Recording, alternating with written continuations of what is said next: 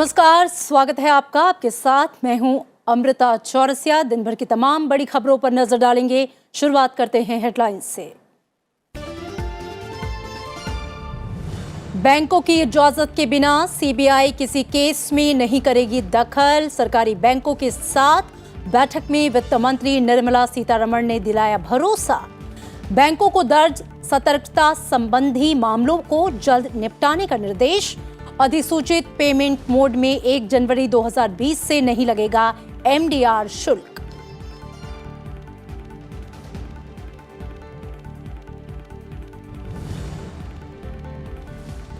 पूर्व केंद्रीय मंत्री और बीजेपी के वरिष्ठ नेता अरुण जेटली की जयंती पर देश ने किया याद। The Raisina's man the many facts of Arun Jaitley किताब का उपराष्ट्रपति एम वेंकैया नायडू ने किया विमोचन। उपराष्ट्रपति ने कहा कि अरुण जेटली ने देश हित को हमेशा सबसे ऊपर रखा। लोकसभा स्पीकर ओम बिरला ने बताया प्रखर वक्ता और महान अर्थशास्त्री।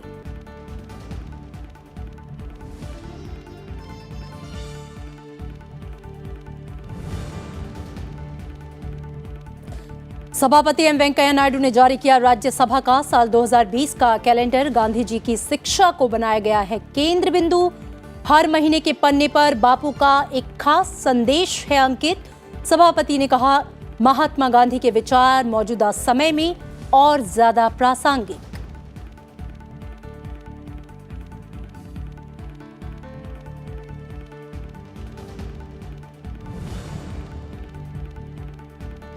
बीजेपी ने दिल्ली की केजरीवाल सरकार पर पिछले 5 सालों में वादे नहीं पूरा करने का लगाया आरोप।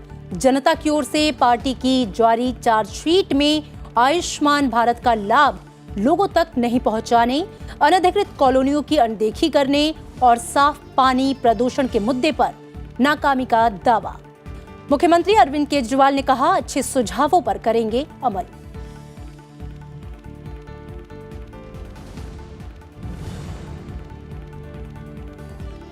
उत्तर भारत में भीषण शीतलहर का प्रकोप। दिल्ली में मौसम का सबसे ठंडा दिन 1.7 डिग्री सेल्सियस पहुंचा पारा। पंजाब, हरियाणा और राजस्थान में कई जगह 0 से नीचे तापमान दर्ज। खराब विजिबिलिटी से उड़ानों पर असर। 24 से ज्यादा ट्रेन लेट।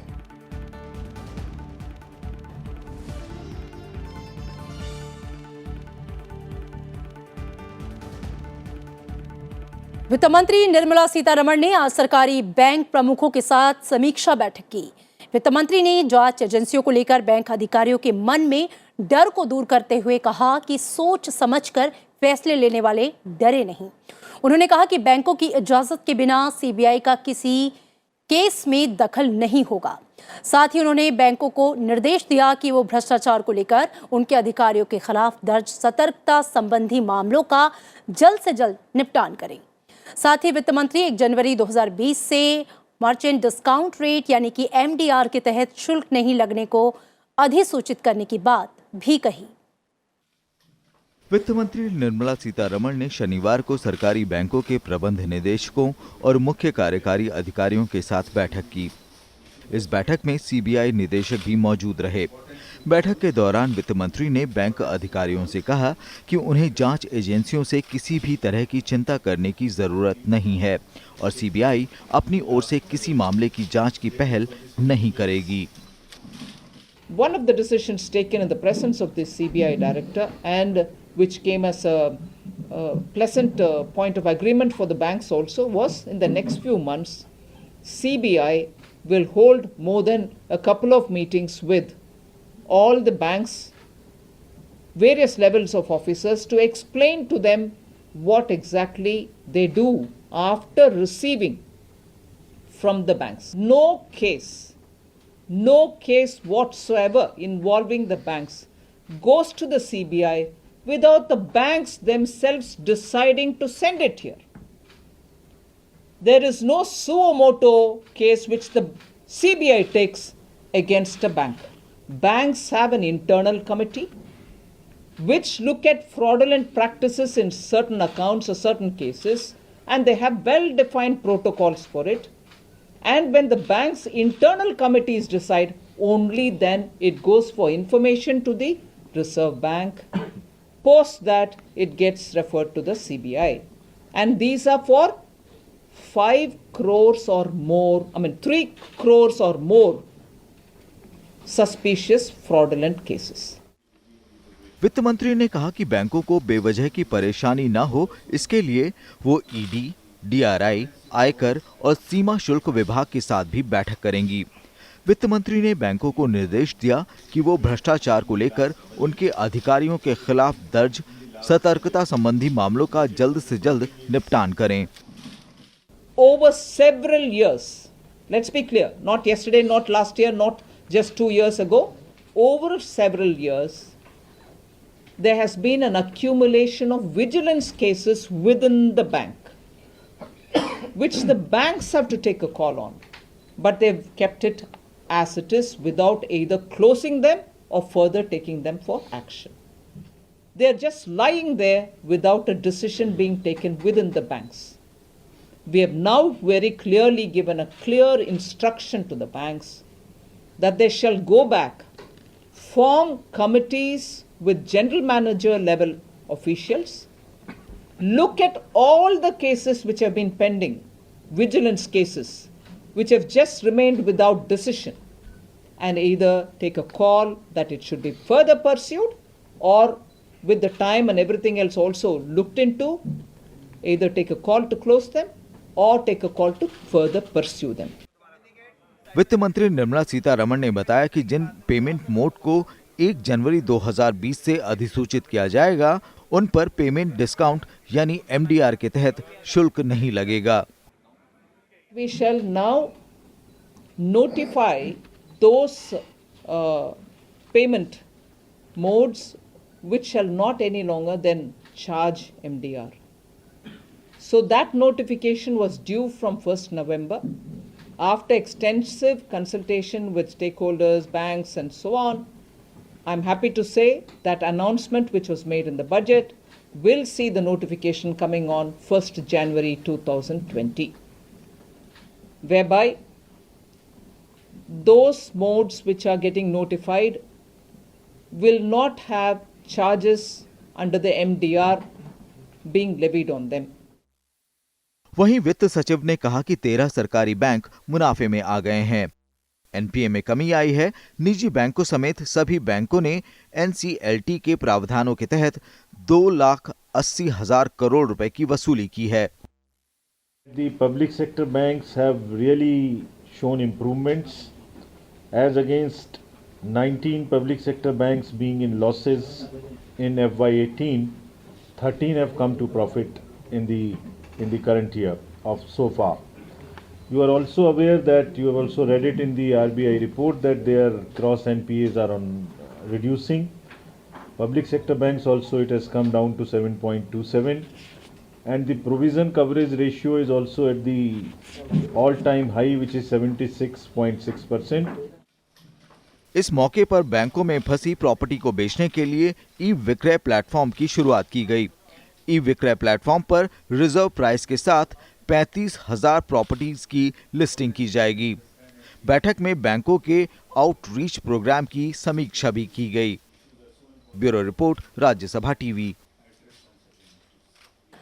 भारत के पूर्व वित्त मंत्री और बीजेपी के वरिष्ठ नेता स्वर्गीय अरुण जेटली की आज 67वीं जयंती है। इस मौके पर आज उपराष्ट्रपति एम वेंकैया नायडू ने उनके जीवन पर लिखी किताब the renaissance man the many facts of Arun Jaitley का विमोचन किया। अरुण जेटली को याद करते हुए उपराष्ट्रपति ने कहा कि अरुण जेटली ने देश हित को हमेशा बाकी चीजों से ऊपर रखा। उपराष्ट्रपति ने कहा कि उनमें प्रभावी ढंग से संवाद करने और जटिल से जटिल मामलों को सरल और स्पष्ट तरीके से समझाने की क्षमता थी।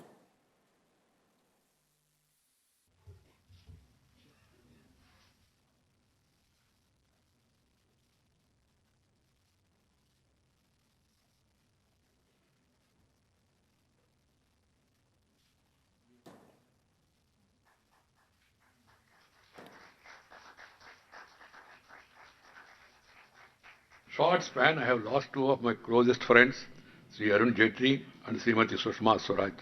Both of them were like my family members, to whom I used to look up to whenever I faced any dilemma or problem. He was a multifaceted genius and a powerhouse of knowledge, with a sharp analytical mind. Of course, his biggest asset was his ability to communicate effectively, timely, and explain even the most complex matters in a simple, lucid manner. His deft handling of the economy at a critical juncture is all too well known. Sri Jaitleyji's persuasive skills and the spirit of camaraderie were in full display to evolve a consensus and bring everyone on board during the tough negotiations for introducing one of the most awaited and revolutionary taxation measures, the GST. कार्यक्रम में मौजूद Lok Sabha speaker Om Birla ने कहा कि अरुण जेटली खेल प्रेमी थे, अर्थशास्त्री भी थे और सबसे ज्यादा प्रखर वक्ता थे। उन्होंने सबसे ज्यादा सांसद के रूप में लोकतंत्र में भूमिका निभाई। वो खेल प्रेमी भी थे,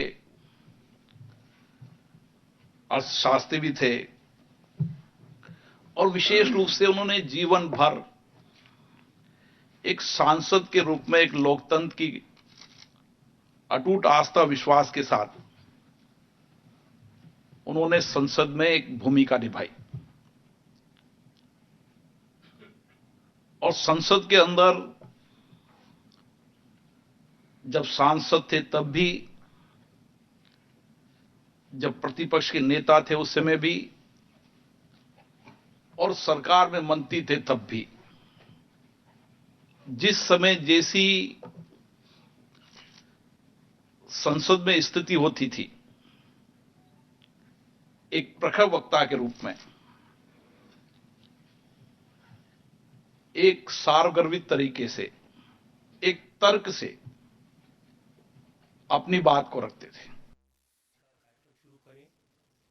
वहीं कार्यक्रम में मौजूद किताब की लेखिका दीपा वेंकट, प्रसार भारती के चेयरमैन ए सूर्य प्रकाश और वरिष्ठ पत्रकार रजत शर्मा ने भी अरुण जेटली को याद किया।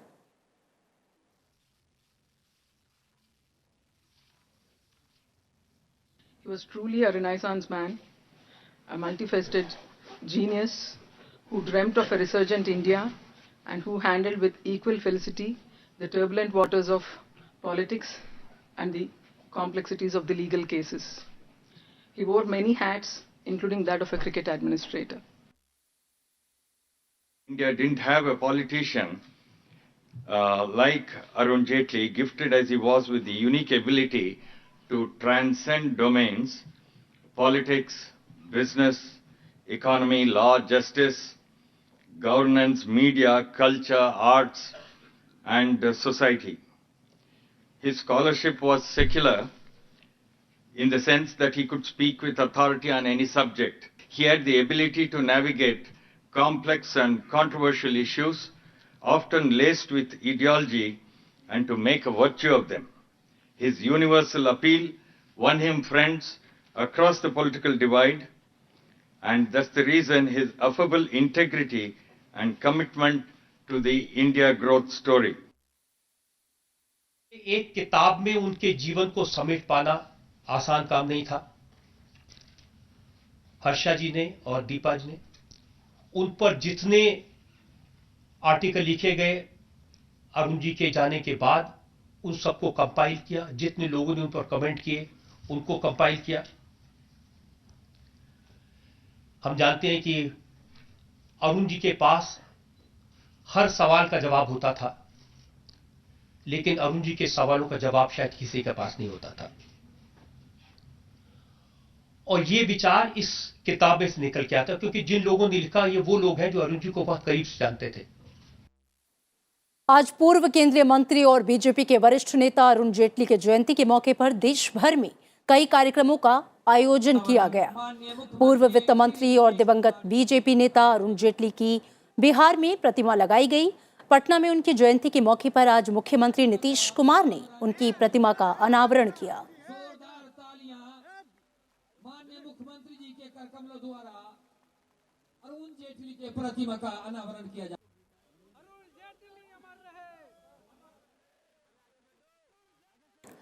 वित्त मंत्रालय स्वर्गीय अरुण जेटली की याद में हर साल अरुण जेटली मेमोरियल लेक्चर श्रृंखला आयोजित करेगा। इस श्रृंखला के तहत पहला मेमोरियल लेक्चर 20 मार्च 2020 को होगा। इसके अगले दिन अर्थशास्त्रियों का कॉन्क्लेव आयोजित किया जाएगा, जिसमें ख्याति प्राप्त अर्थशास्त्री हिस्सा लेंगे।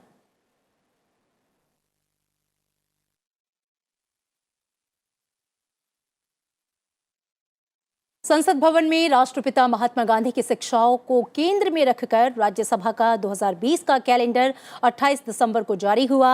राज्यसभा के सभापति एम वेंकैया नायडू ने कैलेंडर को जारी करते हुए गांधी जी की शिक्षाओं, सत्य, अहिंसा के साथ कर्तव्यों पर खास जोर दिया।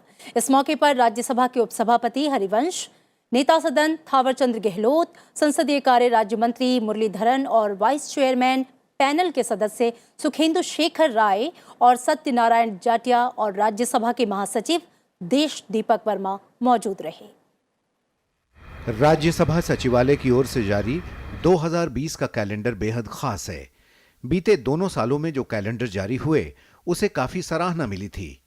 इस बार का कैलेंडर गांधी जी की शिक्षा को केंद्र में रखकर बनाया गया है। सभापति एम वेंकैया नायडू के ही दिशा निर्देशन में इस थीम को साकार किया गया। कैलेंडर का लोकार्पण करते हुए सभापति एम वेंकैया नायडू ने कहा कि गांधी जी बहुमुखी प्रतिभा के धनी थे और उनकी जयंती के 150वें साल में भी उनकी शिक्षा और सोच उतनी ही प्रासंगिक है जितना उस वक्त थी।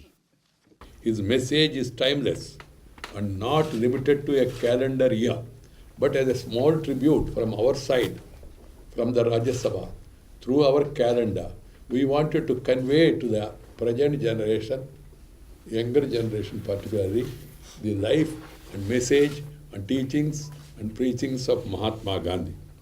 The calendar captures various themes based on Gandhiji's life and work, such as Satyagraha, truth and non-violence, Sarvodaya, upliftment of all, Swarajya, freedom in the real sense, Swachhata, cleanliness and sanitation, Samarastha, harmony and peace, Swadeshi, self-reliance, Grama Rajya, Gramin Vikas, removal of untouchability, following traditions and blending them with modernity, Nayi Talim, education for life, Seva, the spirit of service, and the leadership and public service. Calendar में हर महीने के पन्ने पर गांधी जी का एक खास संदेश अंकित है। जनवरी महीने का संबंध सत्याग्रह, सत्य और अहिंसा से है। इसी तरह फरवरी महीना सर्वोदय को समर्पित है। यही दर्शन गांधी जी की स्वराज की संकल्पना का मूल था। मार्च का महीना स्वराज को अर्पित है।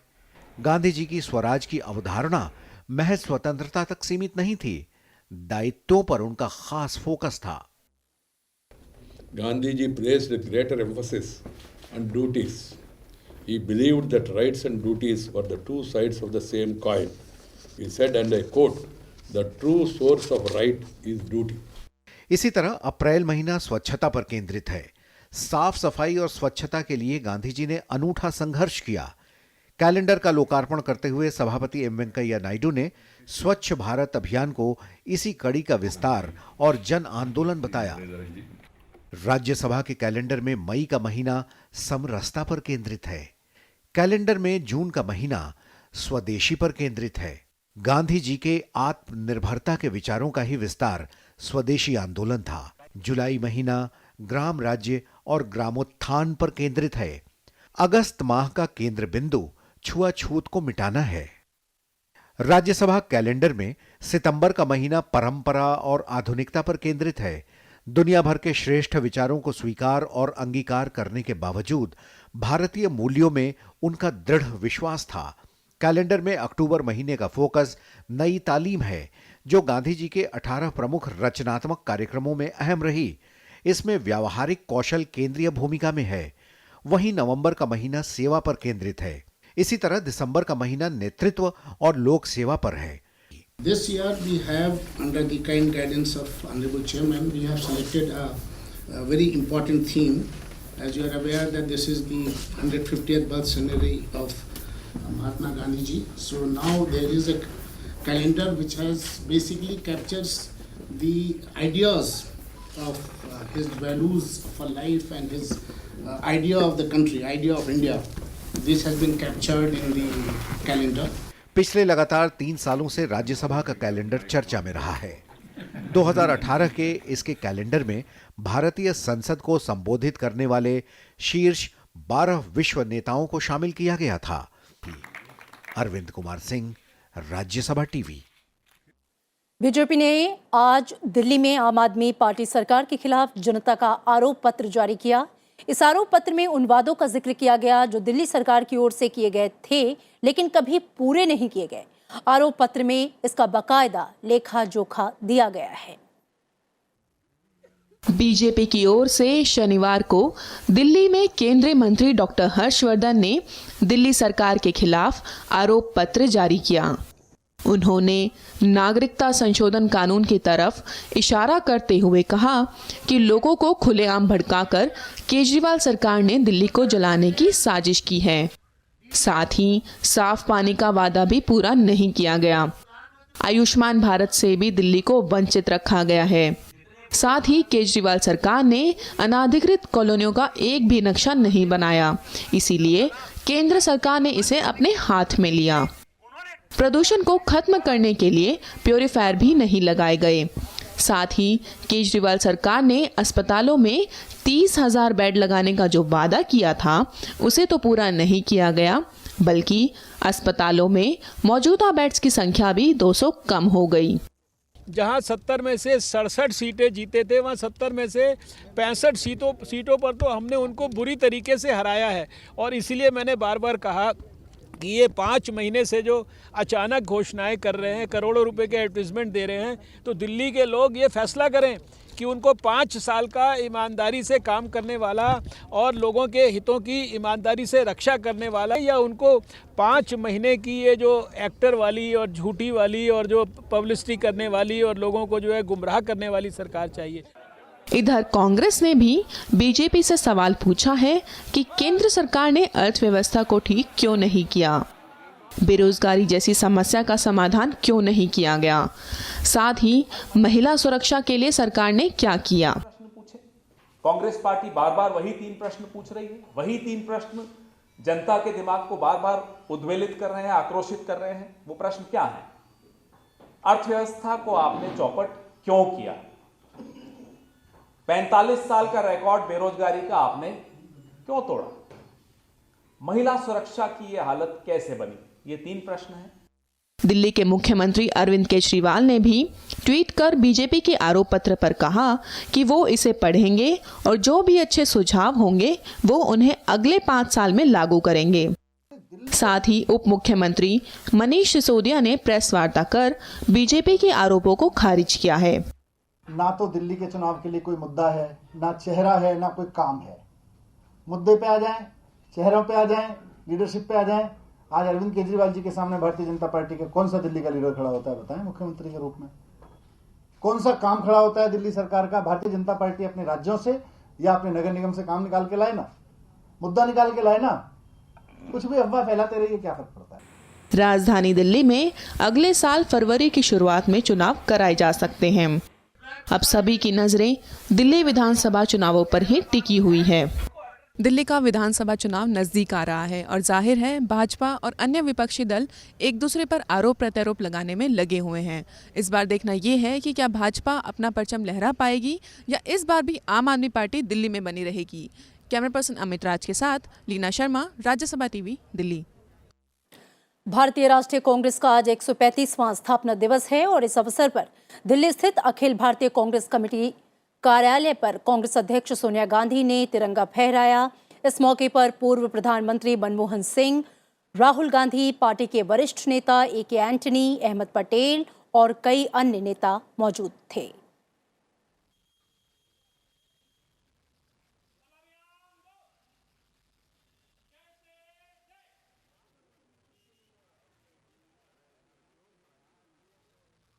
बात मौसम की। उत्तर भारत भीषण ठंड और घने कोहरे की चपेट में है।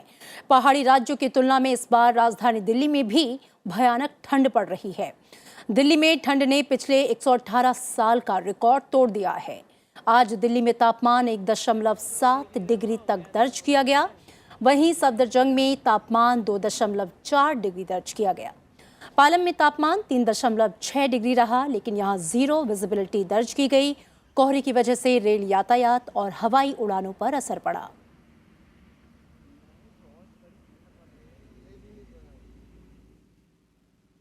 और अब बात पर्यावरण और जलवायु परिवर्तन को लेकर खास पेशकश की।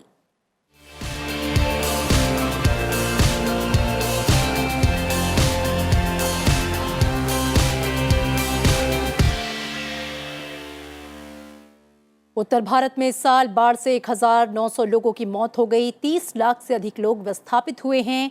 एक नई रिपोर्ट में ये जानकारी दी गई। इसमें कहा गया है कि मौसम से जुड़ी इस प्रकार की घटनाएं जलवायु परिवर्तन के कारण हुई।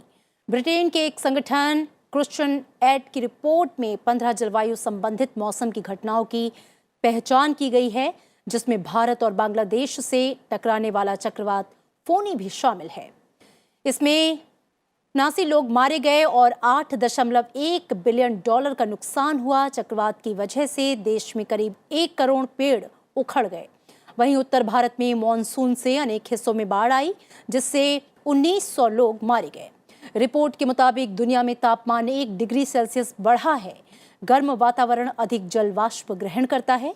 ऐसे में इससे उत्तर भारत में तूफान सामान्य से 50% बढ़ा है।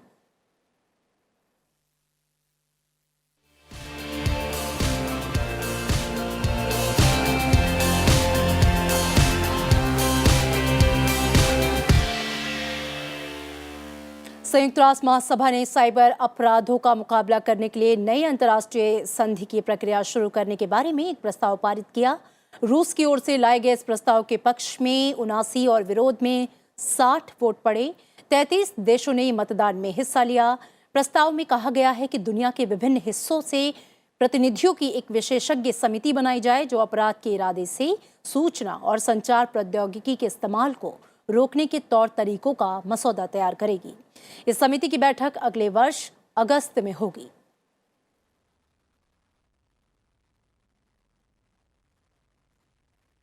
और इसी के साथ इस बुलेटिन में इतना ही। आगे देखिए हमारा खास कार्यक्रम देश देशांतर।